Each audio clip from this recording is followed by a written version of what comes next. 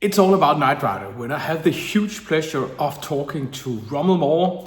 We will be watching most of his Knight Rider episode, Night of the Rising Sun, from the 4th season.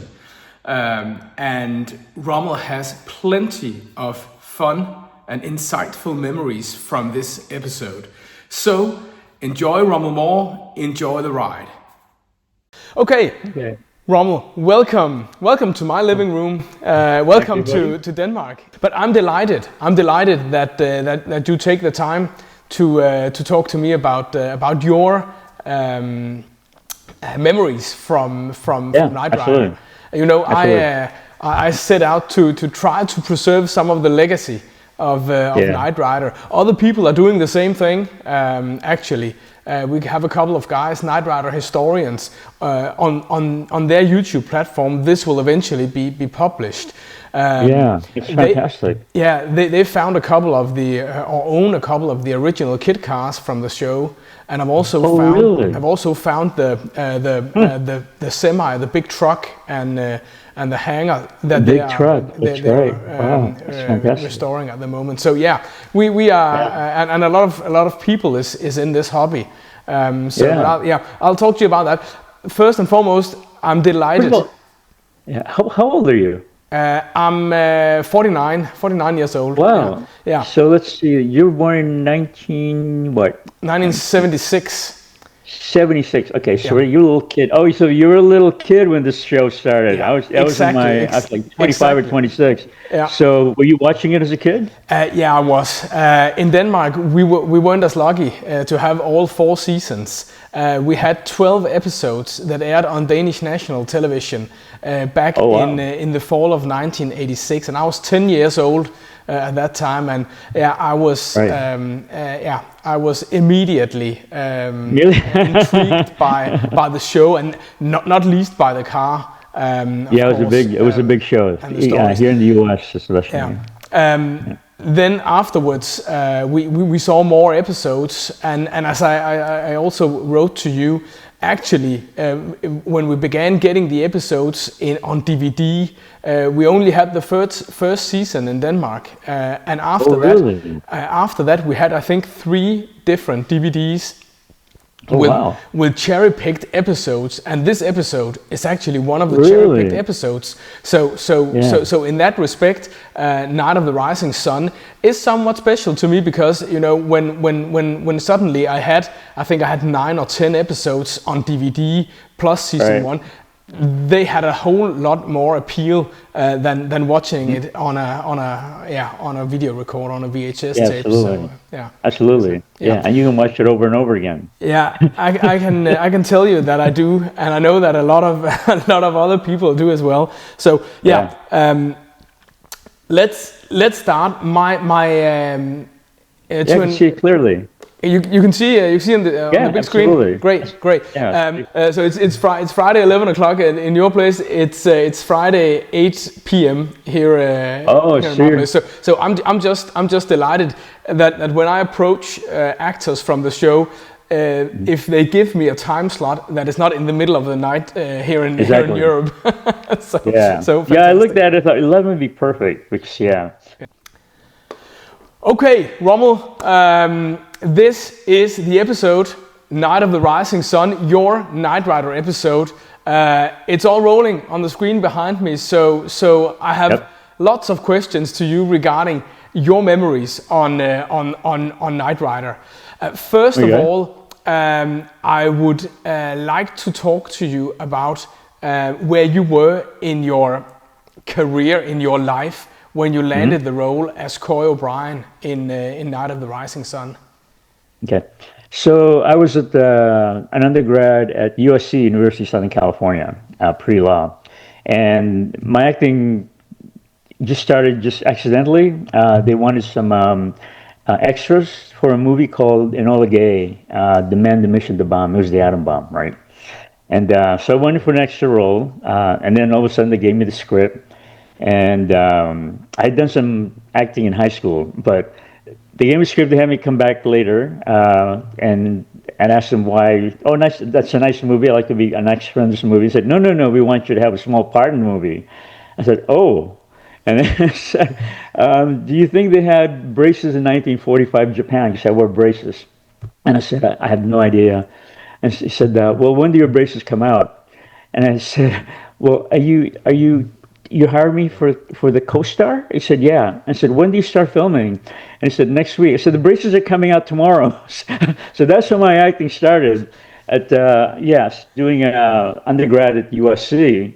And then from there was, so Enola Gay was the miniseries, and then from there went to Fantasy Island, and then MASH, which I was the co-star in. Yeah. And then soon after that, Magnum PI, and then The Knight Rider came. So I was still in school the whole time, and right about Knight Rider, which is 26, I already started law school. And by then I had all these careers going. So I was in law school, and thanks to Knight Rider and all that television work, helped pay for my schooling and my mortgage. I had a mortgage at that time. So yeah, so that's where I was. So I was in law school, and I was doing Hollywood, and then yeah, and back then, if you're a co-star or a guest star on a TV show, they put you in a celebrity, what they call a guest star trailer. It's very posh, but the problem is they lock you in there. Not necessarily lock you, but you can't leave. And the reason for that is so that anytime your scene was ready, the assistant director can know exactly where you are. Because they have a second team, someone that's my height, my hair color, doing the lights and the setting and the setup. And then once that's ready, they can go to my trailer and say, first team up, and then we're there. But the reason I bring that up is because I was in my trailer for all these things that I did on television and movies. I had all my books with me, and I did all my homework with me, and I got stellar grades because of that. Later on, we'll talk about the fact that I didn't get a chance to fall in love with directing until just recently. But so that's how it kind of got started.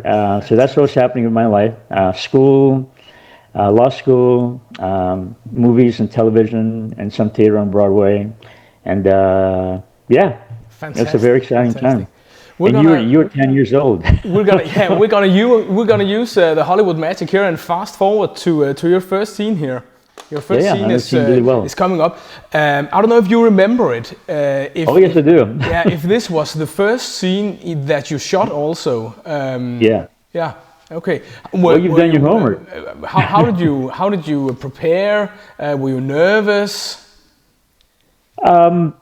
By then, I had already, guest starred and did a lot of television work, so I wasn't nervous at all. And also David Hasselhoff and I had the same manager, and she was Joyce Selznick, and she was Selznick's sister, but she was a big casting director and talent manager here. So David and I had the same person. So as soon as I hit the set, David and I would be talking about Joyce Selznick, who was both our manager, and he's a wonderful guy. David is fantastic. You become really easy. And since I've done a lot of these, back there I was the nice-looking kid who always got in trouble or got kidnapped, or like in this case got kidnapped, or got with the wrong gang, or it's that kind of story. Okay. And so a lot of the stunt people, a lot of the extras I worked with in Big Trouble in Little China. Manimal, which is also a series. So a lot of the extras, other people I already knew.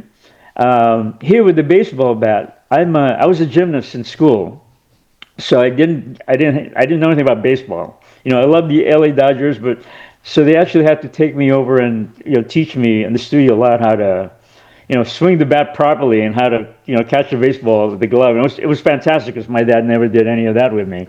So if I was nervous about anything, it was the fact that I would be a realistic baseball kid. Yeah.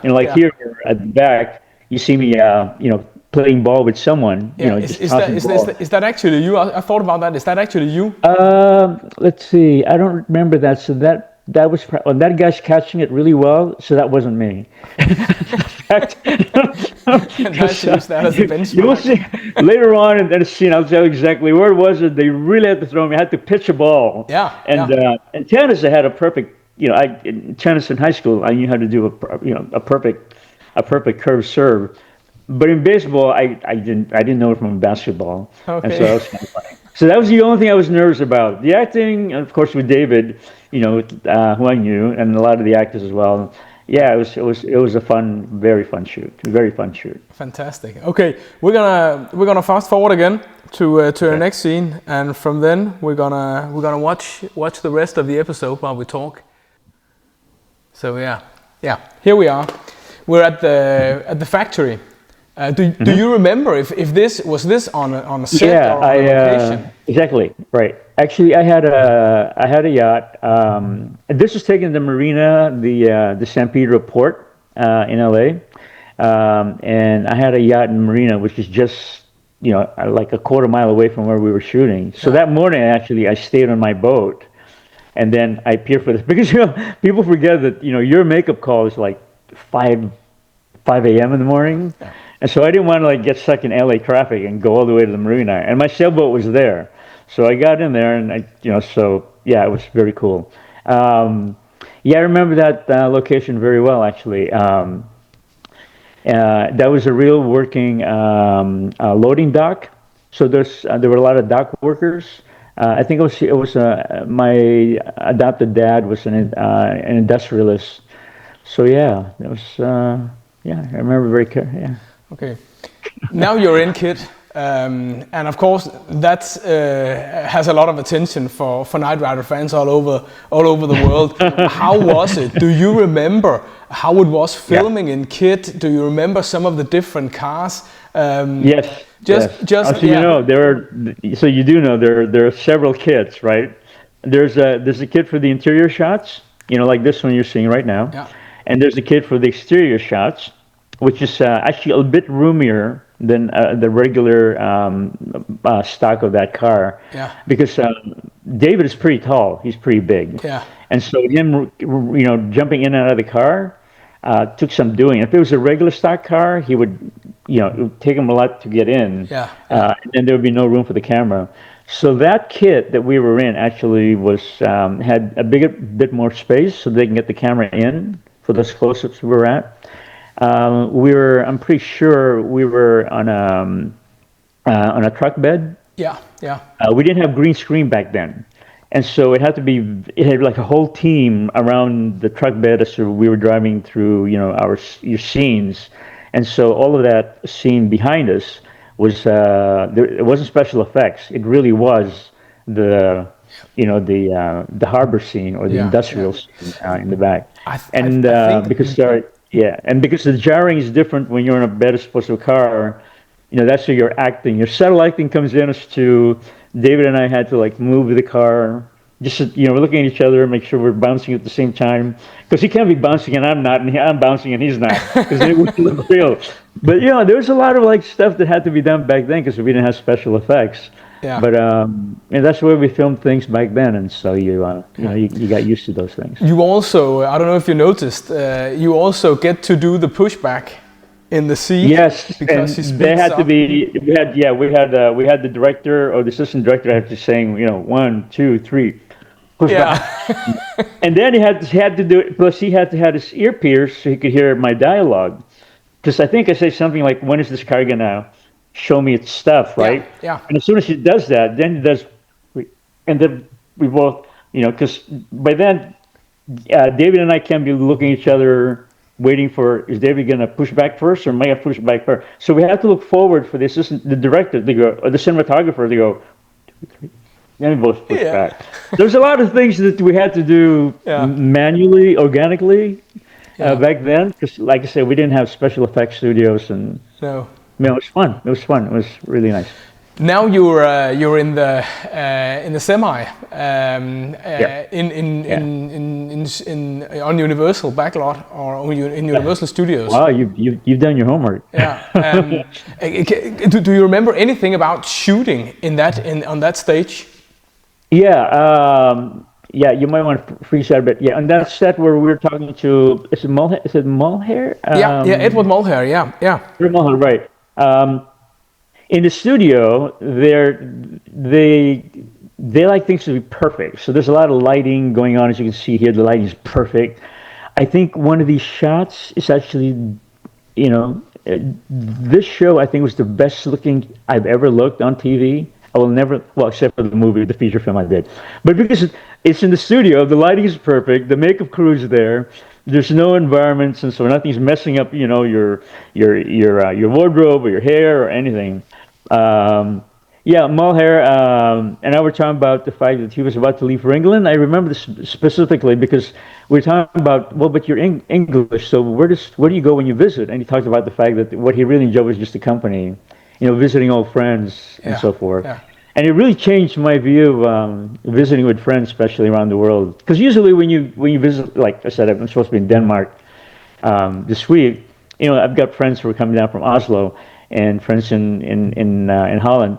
And usually you're there, you're doing tourist stuff. And I remember that was very pivotal in my point of view, meaning spending more time with friends and just hanging out to where the hat rather than doing tourist stuff.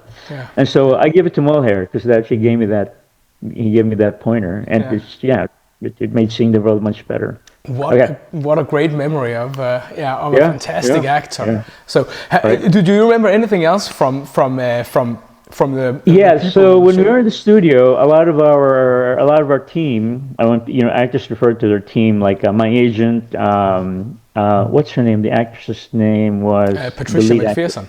Yeah, Patricia. Her manager was there. Joy Selznick, who was mine, and David Hasselhoff's manager were there. So in those cases, it's easier to invite people over so they can see your work. And of course, it's exciting for people to get a pass to Universal Studios and get in. So it was a busy set.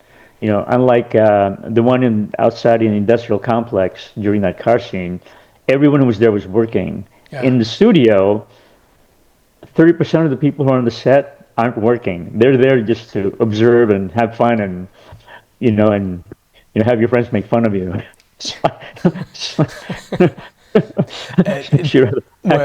Were you also allowed to invite friends, family? You are. If it's if I'm there long enough. And the thing is, because I was so busy guest starring from different television shows, and at that time I was doing movies, I never know, they'll say you have a call Monday morning, we're doing that interior shot Monday morning, and then Sunday night you'll get a call, oh, we went over Friday, and so your shot is going to be Tuesday or Wednesday, and if you told your friends to take time off from work, say, yeah, go back to work on Monday, we're not going to be there. So okay. Yes, the answer is yes, you're allowed to bring your friends, just a couple. But you never know your actual schedule is. That's the problem. Yeah, of course. How was that on Knight Rider? Do you remember, were there a lot of rewrites and changes in the timetable? Let's see. Were there a lot of rewrites on Knight Rider? No, a Knight Rider was one of those that you weren't getting too much rewrites. We usually will get our script, which is all white pages, right? Yeah. And then if there are any, and they don't give you the rewrites until you're in the makeup chair that morning. Like I said, your makeup calls are like 5 a.m., 6 a.m., right? And then you'll get this like a yellow sheet, right? And then okay, that was my scene. It's like, now we got to memorize everything, right? Over again, and we're shooting in an hour and a half, right? Right after breakfast. Yeah. And then so every day that they would do a rewrite, it'll be a different color. So Monday will be, yellow, and then tomorrow will be pink. So that when people are looking at you on the set, the assistant director or the script girl knows that you actually, have the right pages that were rewritten. Knight Rider had their stuff put together, and plus it was a big show, and it wasn't their first year. They've had a good set of writers. They only had one stranger in the cast, which was me, meaning one guest star, which is me. Sometimes you have a couple of guest stars, and there's a chemistry that happens between writers and actors, and every time you have a guest star, sometimes it doesn't quite sound like that personality, and then that's when you have a lot of rewrites. Is when there's a lot of new actors on the set. But typically, when you've got the same principles like this show, you've got the main lead like David and everyone else. There's very few rewrites. So there was, when you go further in the show, I'll tell you which one they rewrote, and And I'll tell you why. It wasn't because of me. It was because of people around me. Okay. I, I, I guess that is a good thing. yeah, exactly, exactly. It's like because once I spent the night, people think it's really glamorous, right? Remember, I was in law school, so I had my homework from school, right? And so I would like stay up, until like midnight memorizing my lines for the next show, and then all of a sudden, I didn't like getting rewrites because like, great, you know what? I was gonna study for tomorrow's exam, not memorizing this line, but yeah, go ahead. Fantastic. A week on Knight Rider, you would get into makeup early in the morning. And how was Oh the yeah. day then? Did you know from the beginning of the day? Okay, I have scenes at 11 a.m. and 1 p.m. And then that would get shuffled around, or how was that? And how late would you typically be? Right. So they owned you union wise. They owned you for 8 hours, the regular scale. Anything above 8 hours is overtime, Yeah. and if it happens to be on the weekend, overtime. Once you go over, I think it was like 5 p.m. Friday night, that becomes a weekend overtime. So it's almost like double pay, Okay. Yeah. and it was ridiculous. And I don't know if you guys had this in Denmark, but these top-rated television shows back in the 80s, you would show in prime time here, uh, February, prime time at night, right? Yeah. But the summer were always summer reruns, and all of television would be all of the shows that were shown during the season, and it would be shown during the summer. Yeah. And when I'm giving industry secrets away, right? Back then, anyway. So when they reshowed the Knight Rider in the summer for the summer rerun on TV, national TV again, Yeah. you got paid again, Yeah. over Okay. again. Yeah. So I didn't know this when I first started, but by the time I did Knight Rider, I knew this that whatever you signed off on the contract, you knew it was going to be double Yeah. if it was a hit show because they would rerun it during the summer. Ah, So I don't know okay. if you guys did that the first season in Denmark, where you guys got to see it again in the summer, Yeah, no, or we didn't. In Denmark, okay, we all had right, 12 okay, episodes only, and that and was that for was it season one in for the '86, year. You didn't see and it. You see the then the show ran in 1993 yeah. for the first time, all 90 episodes. So Okay, yeah, all so right, and okay, we have had reruns, but right, it's not been, and when the show was on the air here, it wasn't once a week. It was maybe 2 or 3 days a week. yeah, yeah. Yeah. So yeah. Okay. So yeah, so the answer to your question is they try to keep you within the 8 hours, and that 8 hours, of course, depends on when they brought you on the set. If they brought you on the set at noon, then they can Yeah. work you until 8 p.m. Yeah. So that kind of thing. Yeah. So let's see. In the first harbor scene in the industrial scene, that was daytime. We'd kit the car. That was filmed in the daytime, so that was a perfect day. I was out of there by 5 p.m. Yeah. and I got to my sailboat, and there was enough light, and so I went out to sea for a while. Memorized my C's for the next day and studied for law school. The scene where they kidnap me. I think Yeah. they've already Yeah. kidnapped Yeah. me We here. have it in yeah. Oh no, here they are. Okay, so Here you run away. This here is I the run away. We're in the truck, and I overhear the fact that yeah. David Hasselhoff has been taken hostage, Yeah. right? Exactly. And Yeah. so I hear this, and they're trying to protect me, Yeah. and my scene is to jump out of the truck. After I hear this, I hear, okay, well then, this guy Tanika wants me, the prince of whatever gang. Yeah. Yeah. But you Yeah. know that, and that's when I leave. And this next shot should have been me jumping off the truck, Okay. but what was so nice about this crew, and I will forever thank these guys, right? I had a cruise ship leaving. 'Cause I love to scuba dive, leaving out of Florida, and I had to catch the 11 p.m. flight, the midnight flight to get to Florida to catch my cruise. So I go scuba diving, and that shot, me jumping off the truck, had to be a night shot. And I said, I'm gonna miss my flight, and so they had my second stunt guy do it for me, so I can. And then they drove me to the airport so I can catch my flight. And so Thank you, Yeah. thank you. It's one of the best scuba dives trips I've ever had to the Caribbean, Yeah. and I remember that. So you don't see me actually jumping off the truck, No. right? No. Because they're supposed to, Yeah. They there's must that have scene cut that missing, scene. right? Yeah, because I think they tried to do it with a stand-in, and it just didn't work. I think the guy just didn't look like me, and so they did away with it. Ah, So okay. things like that happen, Yeah. and Okay. so. And I'm a very nice guy, so people do nice things for me. I'm appreciative. But otherwise, I would like it. I think that was like a Friday night. We were shooting we were shooting this scene in the castle where David was being held captive. Yeah. And there's a great backstory regarding that castle. And so we were there shooting that, and they said, "Oh, by the way, you got to jump off the truck down the road, down the street from here where you're seeing it." And I said, "That's great. What time?" You said that we're going to shoot it, when it's darker. I said, "Ooh, you didn't tell me that." And I'm flying out of LAX at Yeah. 11 p.m. So Yeah. make this work. So you're All in this right. scene as well. Yes. Do you remember? Oh yeah. Yeah. So this is in a garden called Descanso Gardens. It's the same garden that they use in Fantasy Island, Yeah. actually. Yeah. Where Mr. Rourke is like, "Oh, the plane, that opening Fantasy Island," and then the house where they live. That's all taking filmed here in this island. I mean, in this garden Yeah. called this Council Gardens. So, as a guest star, they supply all your wardrobe and multiple versions of it, so that in case makeup or you get it messed up.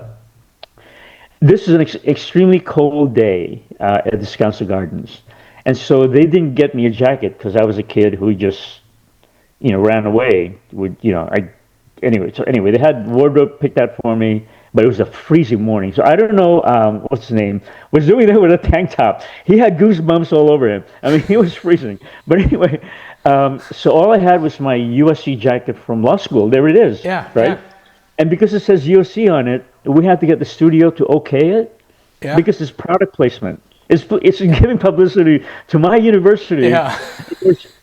USC never gave me credit to say thank you or anything, and I got Okay. usually bunch of like cheap bastards like so.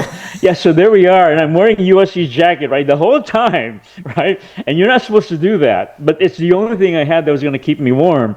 And so yeah, it wasn't part of the original wardrobe, right? Because what I jumped out of the truck with was that shirt I was wearing, but no jacket.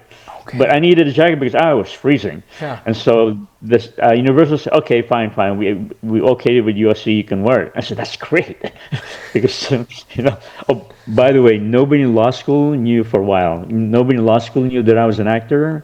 Okay. Because you didn't want your law school professors to know that I'm here in law school because I think it'd be fun. Because they think it seriously. Yeah. And Yeah. but of course now, once everyone found out I'm on television, it went crazy. Now all of a sudden I was the actor who just wanted to be in law school just for the fun of it. But that's fine. Then all the pressure wore off of me. Okay, so here we are.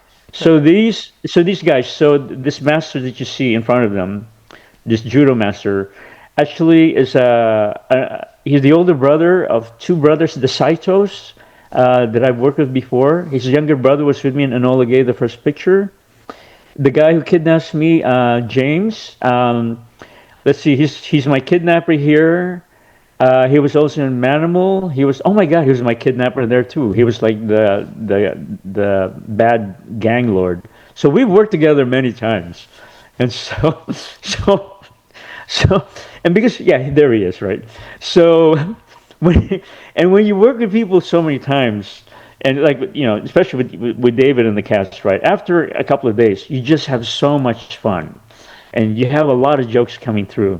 And with him here, when he gets really angry, I think we escape, right? There I am, escaping my USC jacket, right? Let me see here. Okay, you want to freeze this real quick. Okay, so remember I told you I don't do baseball. Yeah. So the big thing is like this kid Coy O'Brien is supposed to be this baseball whiz, right? So pitching. Remember, I live in LA. This is Dodgers country, right? So I had to get it right. So pitching the ball. So the guy's after me, and I have to pitch in the ball and hit him on the head, right? And it had to be done very carefully. It took hours of rehearsals to get this ball right, and I still got it wrong because when I did it first and it was perfect, I freaking hit the guy on the head. I literally hit the actor on the head, and and so it freaked me out that you can hurt someone with this baseball. Yeah. So they said, okay, let's take it again. So I took it again, and this time I curved my arm away from the guy so I wouldn't hit him. And of course, it was the wrong pitch. It was an overhand pitch rather than a straight. Anyway, I'm not a baseball guy, but the first shot was perfect. They didn't use it. They used the one that I pitched so that I wouldn't hit the actor. And so I don't get it. Like the fact, they cared that the fact that it didn't hit the actor, the other actor, not me. So that was like probably the most nervous thing I had to do on this shot. And oh, that's right. I had to jump in that car while it was moving. Right. That took a lot of. I was thinking about if that was you or if that was a stunt. That was me. That's you. Okay, we'll just see it coming up now. Yeah. So first, Michael and RC. There you go. We're chasing. Coming and immediately after that, I think you throw the ball, and yeah, there you go. There I am. And yeah. There he is. Pitch of a lifetime. There you go. There, it's like fantastic. See, it's that because of that shot of him, the shot of the actor that I hit, right? You freeze it. The shot, if you freeze it right here, good. Because they need to get the shot of the actor getting hit, right? So that ball went high up, so it wouldn't hurt him. Yeah. Because my original pitch was straight on, so it went dart straight for him, and it hit him. And it's like you couldn't get. We didn't have special effects back then. You couldn't digitize it, so the guy actually got hurt. And you want him to get hurt, but you don't want him to get hurt that badly. This is prime time. Yeah. A bunch of you 10-year-olds like yourself were watching this sucker, right? Yeah, this guy went ow, and did expletives. I think he said fuck so many times, and I thought, oh my god, I hurt the guy. That was going to get sued. All right, so two things here, right? So. In the industrial shot, George, at the end of the movie, is driving away, and David is chasing him. Yeah. So George actually has some stuntman background. Okay. So he actually, this actor we're looking at right now, actually did his own driving. When he was done doing his driving with the stuntman driving kit chasing him, in the harbor scene, before the old explosions. Yeah. Suddenly things got quiet. I was standing by the director, and things got very quiet. And the assistant director and director, through the walkie-talkie back then, right, were getting yelled at by the studio because they had used George as a stuntman. And back then, you can't use an on-camera actor as a stuntman because if they get hurt, there goes 2 weeks worth of film, right? So what they did was really bad, right? So they got warned, right, on that scene, right? You used George, right? So that's good. And then here I am in my scene, jumping into the car myself. So once I said, okay, so, and I was a gymnast, and so I said, okay, well, I want to do this one. First of all, I'm not giving my UFC jacket to anybody else. I'm wearing the sucker, and I'm jumping in the car. So. And I said, okay, I'm jumping in the car. And everybody thought, people forgot that they got in trouble just a week earlier, right? Yeah. So I jump in that damn car, and it looks perfect, right? And of course, what's his name's like, I jump in, and he's like pulling me in so I don't fall out, because my legs are still hanging out. Yeah, they are. I think. Yeah, here I am. He's literally pulling me down. My legs are still hanging out. So if he hadn't pulled me in, I probably have dropped and gotten injured. Okay, so freeze here. And so once again, when that shot was taken, once again, here comes the walkie-talkie, and these guys are getting yelled at by the studio, saying, "Was that Rummel Mor? Was that Rummel Mor? Somebody said Rummel Mor did his own stunt." And I didn't know whether to say, "No, it wasn't me. It was Jeff Maeda, who's a stunt guy who's with me in Big Trouble in Little China. We did a lot of work together. He always did my stunts, right? Yeah. And I don't know why. I think I didn't want Jeff wearing my USC jacket. But anyway, so once again, they got yelled at. So twice in that shot, they used talent to do stunts, and you were never allowed to do that because, like I said, if we got injured, there goes the entire episode, right? So here's the thing: when George starts to chase after us, after we escape with Kit, Yeah, yeah. He used to deliver this big line, like, you go after them or whatever. But by then, because we've been laughing so much about the fact that, the whole stunt thing versus celebrity got fucked up, he couldn't keep his he couldn't keep his concentration. So when he delivered his line, he actually ran out of breath. Okay. He had to do it like 12 times because he couldn't keep a straight face.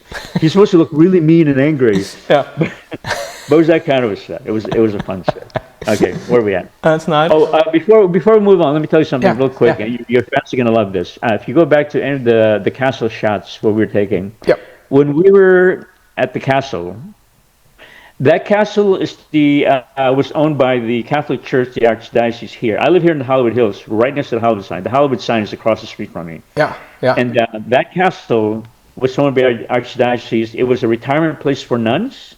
All right. Yeah. So there were all these nuns there in that castle.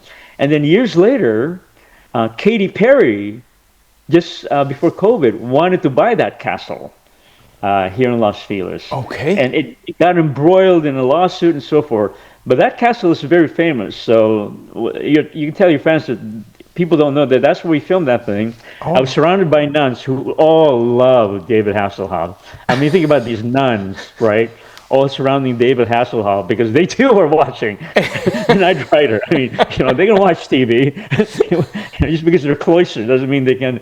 So they were like all around him. And if you can see, there's fans and then there's nuns who are fans, and it was funny. I just wish I had a cell phone back then. Yeah, it was fantastic. So but that castle was the castle that Katy Perry finally decided that it was too much trouble to buy for her. Yeah. But that's where we are. Okay. What did you think of? Because Knight Rider was a very established hit show here towards the end of season 4. What did you think of getting the role as Coy O'Brien in Knight Rider? It was everybody. Okay, Knight Rider. I watched, so I love getting the part. As opposed to Magnum PI, there were these like #1 shows. There's Knight Rider and Magnum PI, right? And I never saw Magnum PI. I mean, I love cars. I would look at I looked at Kit because I like cars, and I looked at Ferrari, Magnum PI, but I never watched the shows because, like I said, I was in law school, I was studying, right? But because it was David, and like I said, we had the same manager, and I loved Mulder, and I loved the cast, so I watched a bit of it. So it was very, very exciting, and I loved the idea of Kit, the robotic car, and I love the idea of the fact that there's this American industrialist who adopted a kid. I just love the whole storytelling. When I got the script, I told the agency, I said, try to get me in. Yeah. And so it was. I was very excited about it. Yeah. And the role of Coy O'Brien as well resonated with other types of roles that you had at the. Yeah. Yeah. Yeah.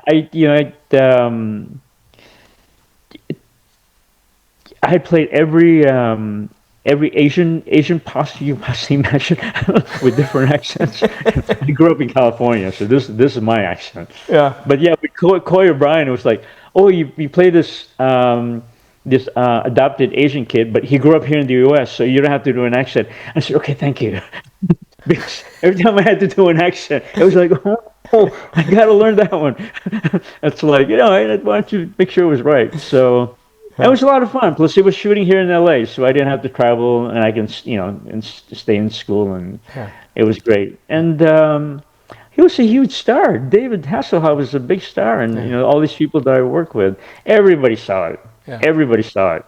I mean, the phone was ringing while I was trying to watch it. Here in the U.S., we have 3 time zones, so my friends and relatives in New York were picking up the phone. You're on, and what are you doing? What's going to happen next? I'm going, okay, I haven't seen it. You're 3 hours ahead of me, so don't spoil it for me, because we never know. Unlike now, where we got digital and video, we never know what final cuts would make it, right? Of course. Which one of our scenes until we actually.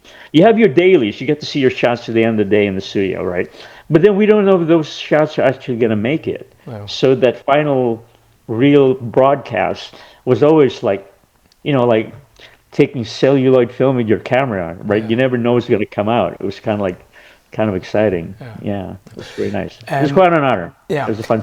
Here towards the end of the show, there's a lot of action scenes. There's a lot of action. How much of that did you see?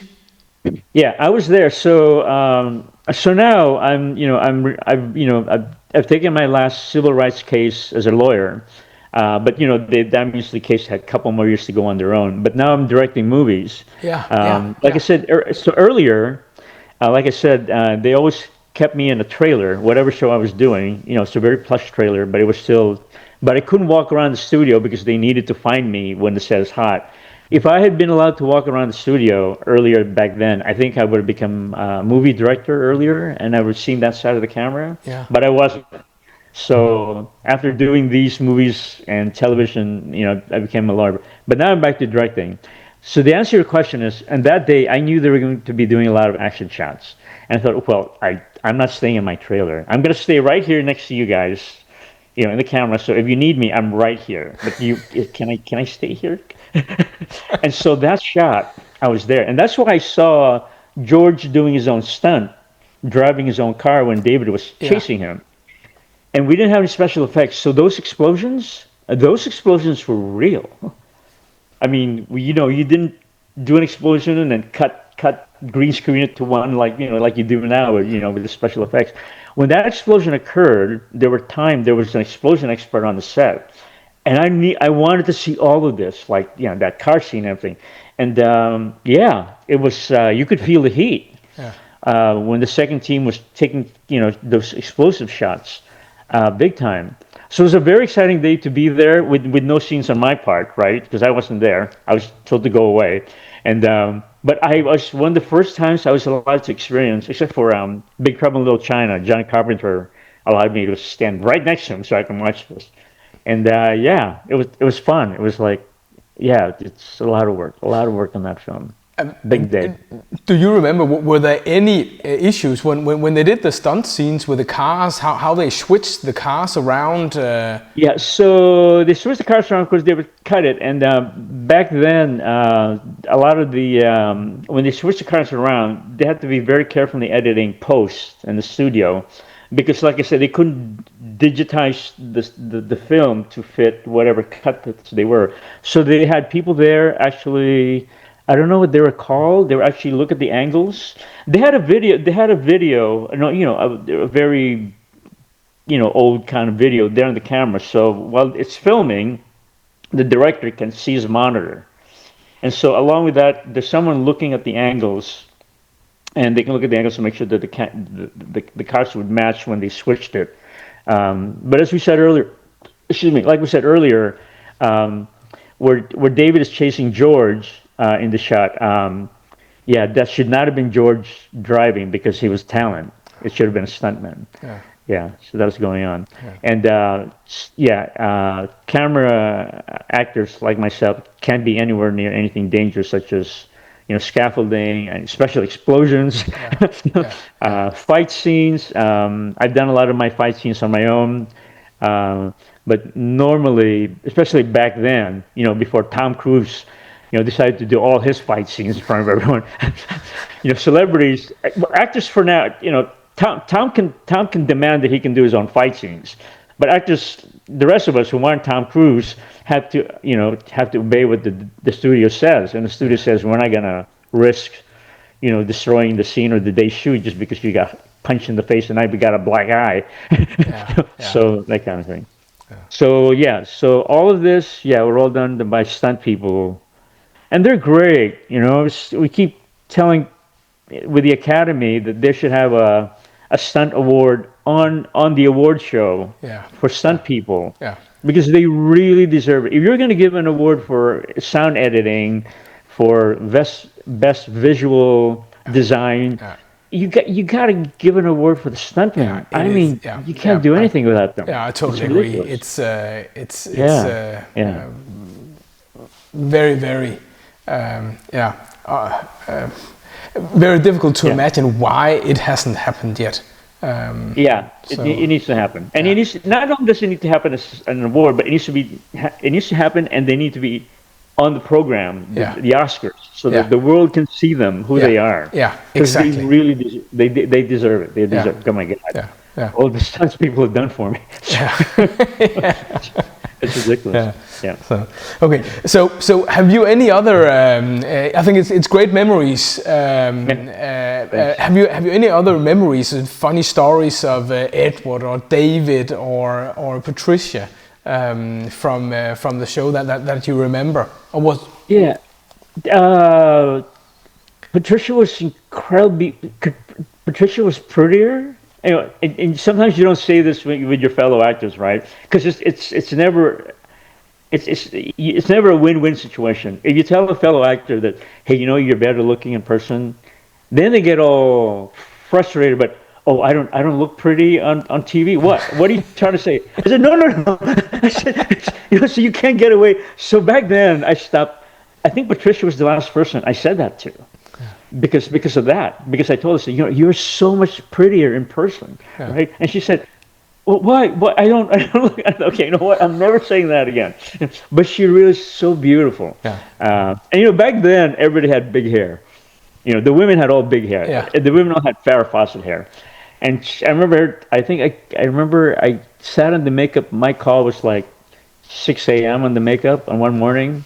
And I looked at her, they were doing her hair and makeup, and I looked at her, and I was done after like half an hour. Yeah. And they said, okay, I'll see you on the set. I said, what time are you on, hot on the set? She said, a couple more hours. I said, a couple more hours. I said, what time did you get here? She said, I was here an hour ago. I said, how long does your makeup take? And it's all the hair. And like I said, and she's very beautiful. And I'm wondering, what do you have to do to her? She can walk on the camera and it'll look perfect. But the studios have their own standards. And I just felt so sorry for her that she had to be there, so much longer because she was a girl. And us guys was like, okay, put the makeup on, and we're good. Yeah, you're done. We're done. But she's one of those really pretty actresses that wasn't aware of how pretty she really was, and certainly, no attitude. There was no attitude in that set at all, which made it a lot of fun, which is really fantastic. I think this is probably the scene where George drives the car. Right. Yeah. Yeah. So it's. We're coming to the end of the show now. You're in this very fine and very US portrayed ending scene also. So I don't know if you saw this. That one I didn't see in the water. They shot this with me. That could have been we have several. A second team means a second team of cameramen and assistant directors. Yeah. But if it's a close-up scene, I'm sure that our director was there. Yeah. So that would have been an okay with George coming out of the car. But driving his own car was. That's right. Okay. So here, please frame this. Talking today. Stop this one here for a while. Yeah. Okay. Back in the 80s, all Americans loved the flag. I live in the Hollywood Hills. Like I said, I've got the tallest flagpole next to the Hollywood Bowl right now. I mean, the Hollywood sign right now, and I'm flying the Ukrainian flag because of the war in the Ukraine. And I'm going to fly that sucker until this war is over. Yeah. And it's huge. Every time the flag wears out, I order a bigger one on Amazon.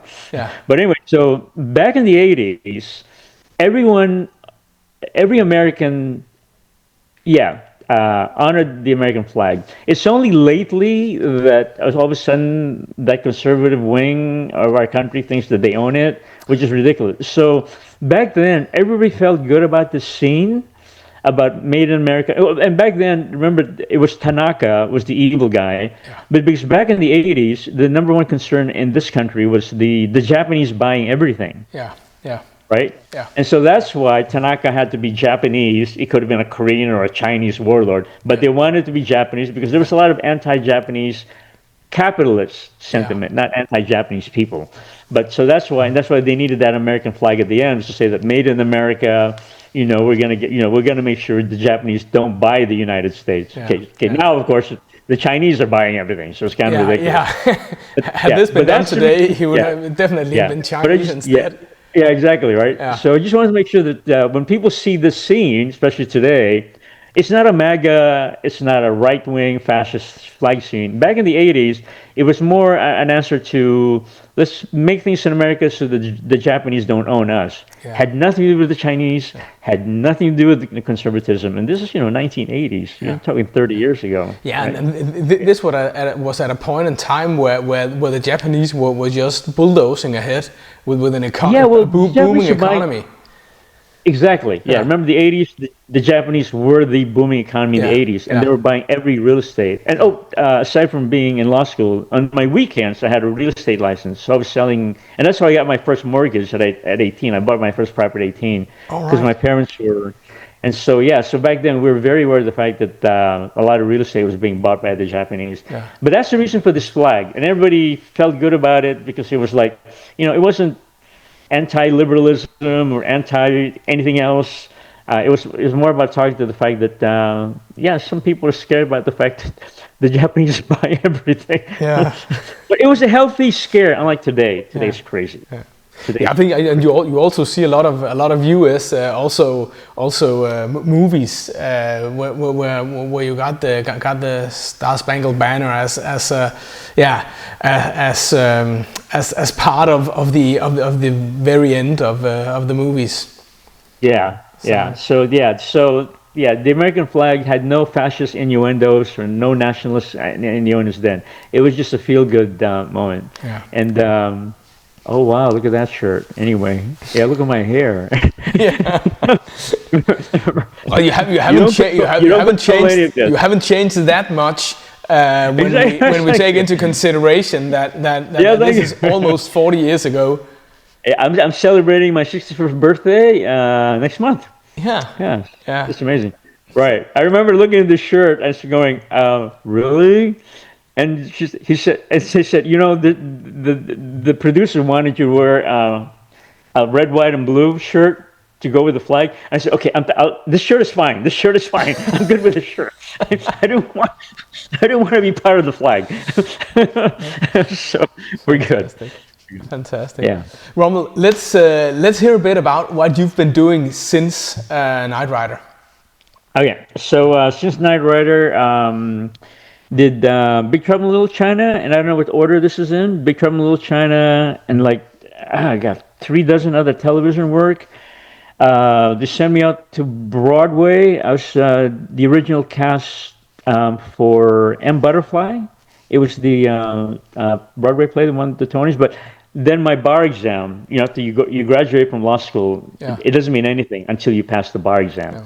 And so M. Butterfly decided to move the date up to when I'm supposed to, the opening night, when I'm supposed to do the bar exam. And I wasn't going to take the bar exam twice. And I thought this is a fun play, but we'll see. It was with John Lithgow, and it was fun working with. So I wasn't in the original cast, so that was the Broadway part. Then you had the Big Trouble in Little China with John Carpenter, and then by then I did kept doing television stuff. And dedicated my life to doing civil rights, which I really really enjoyed. But now, recently in the last 5 years, I thought, my problem. By the way, my problem after doing these shows, once I turned in my 30s, was that it was hard for them to cast me because I still look young. Yeah. There's this term in Hollywood called you're a tweener, meaning you're in between looking like a young kid, but too young to play a father or a boyfriend or a senior college kid. So while I was going through that, I thought, well, then I'm going to do trial work and make money that way until I'm old enough. So in my view, when I'm old enough, I can play Yul Brynner parts, from The King and I or something like that. Or I would love, years from now, I would love to play the real Yoda. I would love to play Yoda, the real Yoda, my part. And I know I can do it. By the way, my next door neighbor is Garrett Edwards, who just finished Jurassic Park. Right, yeah. And also did Creator, and Yeah. also did Rogue One, Star Wars. So he's right next door. So I did direct my first feature film. It's releasing this year. It's called Sparkling Sea, SEA. If you just Google it, Sparkling Sea 2025 trailer. you'll see my first directorial and, going back into acting. And yeah, so beginning in November, there's 3 movies, 3 feature films, and then 1 stage musical. And I can't talk about any of them. So Okay, so that's it. so So so yeah, yours. so I'm actually, now that I'm retiring from law. Yeah, I'm gonna go back into full-time acting. Now that I look Cool. semi-older, I can Yeah, play yeah, yeah, yeah, dad. yeah. The time Isn't that has amazing? the time has been your friend. Fantastic, my friend. Yeah, Exactly. So yeah. yeah, so you got 3 feature films coming up. But yeah, so Awesome. the Sparkling Sea, the movie 2025 will be released. Yeah, at the end of this year. So yeah, you Google Fantastic. it, you can see the trailer right away. Fantastic. Yeah, yeah. So there we are. Great, great. It'll So, be busy. so to end this conversation slash commentary, it's been wonderful hearing all your memories and fun Great. stories from Night of the Rising Sun. Um, Did you know that Knight Rider still resonates like it does? I was just a couple of weeks ago. I was in Atlanta to a Knight Rider event. Right. Yeah. Yeah, Yeah. with people from cast and crew, Yeah. and a lot of people are building their own kit replicas. I know. I know. I have a kit replica in my garage as well. Really? Yeah, Oh, yeah. you owe me a photo, buddy. You owe me a video of that guy. I restore my own cars. I Okay, love you do? restoring. You do? Oh my God, yeah. I've got a Lotus Esprit, Yeah. 89 Lotus Esprit. I got an 86 Rolls Royce, a Silver Spur. I've got a 1989 Mercedes 560 SL. You and I have to take photos. Oh, thank you. They're doing I will kids. send you photos. That's Maybe amazing. we can another day we can do a small Yeah. video where I present kits. Yeah. Oh, yeah. That'd be great. Yeah. I would love that. Yeah, no, So, it's so even now, so your question is, whether I was aware of how big Knight Rider is. So even now, I will have my grand nieces and nephews, and they will look at me like during a reunion or party, or I will get a phone call and say, "Hey, blah blah blah is watching Knight Rider," and I said, Can you come to their birthday party?" I said, "What?" I said, how old are these kids? Why aren't they watching? I don't know. New Disney stuff. You're like, no, yeah, they love this show. yeah, It's something. I think because Kit the car became a real person, yeah. and kids love that. That's why Toy Story, is so popular still with Exactly. kids, right? Yeah. And Kit, the car Kit, your kids just love them. Well, adults like yourself and myself love it. Yeah, anytime you bring humanity into to machines or a robot, it's wonderful, and it kind of prepares us for the future, right? I mean, Yeah. we're gonna have helper bots Yeah. probably next year. Yeah. We already have self-driving cars. Exactly. So Yeah. before you bring humanity into these machines, I think it's better for everyone. And it's So the short answer to your question did I become aware of the fact of how big the Knight Rider is? Yes, because since I did Knight Rider, I have continuously gotten calls from not just friends, kids, and relatives, but strangers tracking me down because I'm on. You can Google my address. Me Everybody knows included. right, like you did. You found me right away, right? And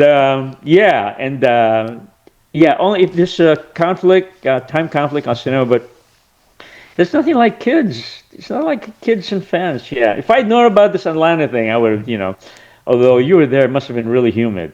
That's Yeah. quite a Yeah, it was. It was hot. It's always hot in Atlanta in July. Yeah. Atlanta. Yeah. Yeah. But keep me in tabs. Yeah, I'd like to meet you guys in person. Yeah, And, I'd love to put your name in the ball when Mark Pewitt, a good friend of mine, Mark Pewitt it's his show, so it's it's fantastic. absolutely. I think this year there were 13, 14, 15 kit replicas at the Really? show as well. Wow. Yeah, more than 100 attendees.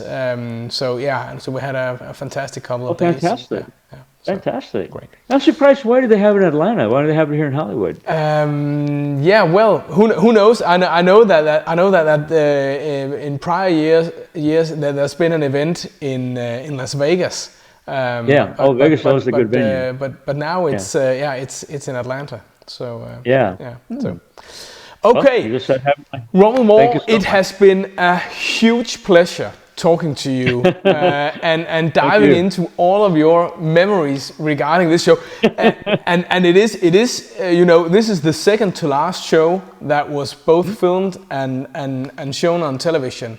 After All that, right. the show was cancelled. So Wow. so Wow. you made sure that Night Rider went out with a bang Oh, thank you. in a good It's way. interesting, but just so that you know, and the second answer to your question, do I know it's still a big show? Is that I still get residual checks Yeah. from the Okay. Knight Rider. Yeah.